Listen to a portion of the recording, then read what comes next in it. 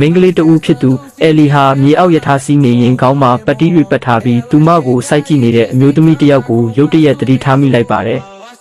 အဲလီတယောက်ချက်ချင်းဆိုသလိုစိတ်မလုံးမလဲဖြစ်သွားခဲ့တယ်ဒါကြောင့်သူမဟာယထာဘုတ်ကအမြန်ဆင်းပြီးတခြားယထာတစ်စီးကိုပြောင်းစည်းလိုက်ပါတယ်ဒါပေမဲ့အံ့ဩဖို့ကောင်းတာကအဲ့ဒီထူးဆန်းတဲ့အမျိုးသမီးဟာသူမနောက်ကိုလိုက်လာပြီးသူမရဲ့နှာခေါင်းလေးကဘလောက်လာကြောင်းတဖွာဖွာချီကျူးနေတော့တာပါပဲအမျိုးသမီးရဲ့ထူးဆန်းတဲ့ပုံစံကြောင့်အဲလီတယောက်ပြန်မပြောရဲပဲရှောင်ထွက်ဖို့ကြိုးစားပေမဲ့ထိုအမျိုးသမီးကတော့သူမနောက်ကနေလိုက်ပြီးချီကျူးစကားတွေပဲထက်ခါတလဲလဲပြောနေခဲ့ပါတယ်အဲလီရမ်းကြောက်လန့်သွားပြီးအမျိုးသမီးနဲ့ဝေးရကိုအမြန်လျှောက်သွားလိုက်တယ်အတော်လေးဝေးတဲ့အထိလျှောက်ပြီးမှနောက်ကိုလှည့်ကြည့်လိုက်တဲ့အခါထိုမျိုးသမီးဟာသူမကိုလွတ်ပေးမဲ့ပုံမပေါ်တာကတော့ရှင်းနေပါတယ်။အဲလီဟာကြောက်လန့်တကြားနဲ့ဘေးပတ်ဝန်းကျင်ကလူတွေကိုအကူအညီတောင်းပေမဲ့ထူးဆန်းတာကဘသူကမှအဲ့ဒီအမျိုးသမီးကိုမြင်ပုံမရကြပါဘူး။ဒါကိုမြင်တော့အဲလီဟာရဲရင်နဲ့အကြံတစ်ခုရလာပြီးဖုံးထုတ်ကဗီဒီယိုရိုက်ဖို့ပြင်လိုက်ပါတယ်။ဒါပေမဲ့နောက်တစ်စက္ကန့်မှပဲ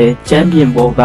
အဖြူရောင်မိခိုးငွေတွေကိုမြင်လိုက်ရတဲ့အခါမှာတော့သူမအနေရရှိနေပြီဆိုတာကိုသဘောပေါက်သွားပါတော့တယ်ကြောက်လန့်တကြားနဲ့ထွက်ပြေးလာခဲ့တဲ့အဲလီဟာတန့်စင်ကန်းထဲမှာပုံအောင်ရင်ရဲစခန်းကိုချက်ချင်းဖုန်းဆက်လိုက်ပါတယ်ဒါပေမဲ့ဖုန်းဝင်သွားတဲ့အချိန်မှာပဲ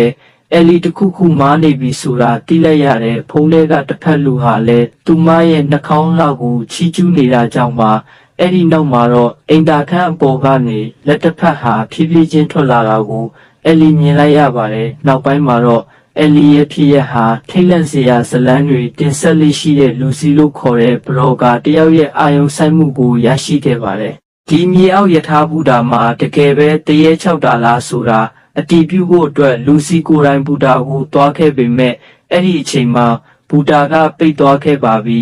လူစီတယောက်အရန်ကြောက်နေတဲ့အချိန်မှာပဲမျက်နှာကျမီးတွေဟာရုတ်တရက်လင်းလာပါတယ်အဲ့ဒီအခါမှာလူစီဟာအမျိုးသားတယောက်ကိုတွေးလိုက်ရပေမဲ့အစောနာကအဲ့ဒီနာမှာဘယ်သူမှမရှိတာကိုသူမတေချာမမိနေပါတယ်ဒီလူကတကယ်တော့ဘယ်သူများလဲယထာဆိုင်ရောက်မဲ့ကြီးညာတန်ကြားတာနဲ့လူစီဟာဘူတာတဲကိုအမြန်ပြေးဝင်သွားပါတယ်ထိုမျိုးသားနဲ့ဝေးရကိုရောက်သွားပြီဆိုမှပဲသူမတက်ပြင်းချနိုင်မှာတော့တယ်ဒါပေမဲ့နောက်တစ်စက္ကန့်မှာပဲထိုမျိုးသားဟာလူစီရဲ့ရှစ်တက်မှာထူးဆန်းစွာပေါ်လာပြန်ပါတယ်လူစီအတော်လေးထိတ်လန့်သွားပြီးတခြားတွဲစီကိုဖြည်းဖြည်းချင်းရှောက်သွားပေမဲ့အဲ့ဒီလူကတော့သူမကိုစိုက်ကြည့်မြဲစိုက်ကြည့်နေပါတယ်